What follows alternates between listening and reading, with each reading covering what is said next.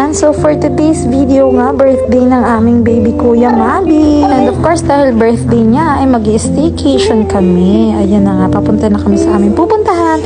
At etong si baby Kuya ay excited na rin. Pati si baby Bunso, syempre. And after a long traffic, nandito na kami sa Trees Residences. Alam niyo, nakita ko lang to sa Facebook at napakaganda niya talaga. In fairness, labas pa lang, bongga na. And guys, tignan nyo naman, super fresh ng dadaanan mo.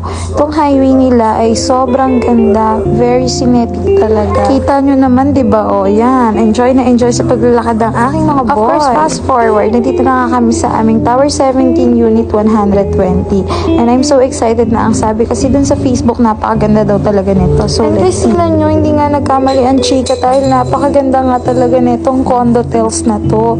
Sa labas pa lang ay bonggang-bongga na. Super sulit nga ang babayaran mo rito. Kaya tignan ninyo, itutour ko kayo ng bahagyang-bahagya lamang. Hindi siya ganun kalaki pero good na siya sa amin dahil 4 lang naman kami.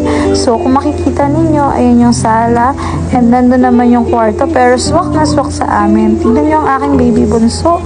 Tuwang-tuwa sa pagtingin sa labas. It's the best time for quality time talaga kasi ang presko dito and stress-free naman talaga. Oh guys, take note, this is only Wi-Fi, only Netflix, and of course, may video kay pa rito. Ang dami nilang inclusion, super mura lang. It should be special kasi nga birthday ng aming baby Kuya. And speaking of baby Kuya, yan siya. Excited na siya maligo ng pool. Kaso nga, dahil hapon na, ay sabi ng daddy niya, bukas na lang kami maliligo ng pool.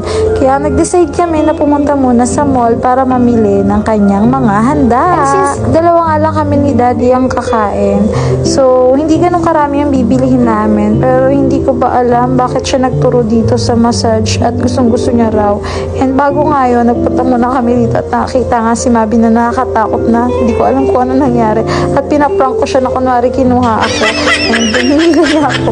Ayan, naiiyak-iyak siya. And fast forward ulit, ito nga yung pinaka-favorite ni Mabi. Ang magparoot pa rito sa escalator. Well, si Baby Bunso wala namang pake sa mga nangyayari. Dead ma siya sa world. And finally, nakita na nga namin tong SM store para bumili ng mga needs namin, tanghalian, hapunan sa mga handa niya. Favorite ni Mabi ang tonkatsu, ito yung binili namin at iba pang mga. Maloko nga ako kasi sa SM nga pala hindi na gumagamit talaga ng plastic. So hirap na hirap akong magbitbit kanina, guys. Tignan nyo naman. Alright, so going back to the condo, binili na nga namin lahat para ma-picturean siya at pa-greet namin siya ng happy birthday. During that time, super kulit talaga ni Mabi kasi ang sabi niya, I want more cake, I want a bigger cake.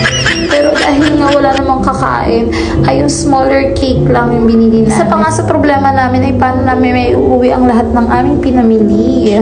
Kaya bahala na. But anyway, nakakatuwa lang talaga ang anak ko dahil manang-mana siya sa akin. Very appreciative sa maliit man o malaking bagay. Tinanong ko kung happy siya. Ang sabi naman niya ay, Mami, super happy ako. Thank you sa inyo ni Daddy. Nakakatuwa talaga. And shoutout nga pala sa Bread Talk ng SM Freebie dahil napakasarap po ng inyong mini cake na ito. So ito na nga lang yung naisip naming mini cake para makain agad namin at hindi na namin maiuwi pa dahil ang dami naming bitbitin. Super sarap niya, guys. Sulit na sulit yung binayad namin. So moving forward, ayan na nga yung time na nagpapapak na siya dahil sabi niya, Mommy, it's so yummy kasi super cheesy niya talaga kaya tuwang-tuwa rin ako. And that was the time na pinipicturean ko na sila ni Baby Bunso. Buti na lang talaga nagkaroon ng mood si Baby Bunso. Kaya ayan, super saya namin. And kunwari nga may apoy, sabi niya sa akin, Mami, wala namang apoy, bakit mo ako pinapahipan?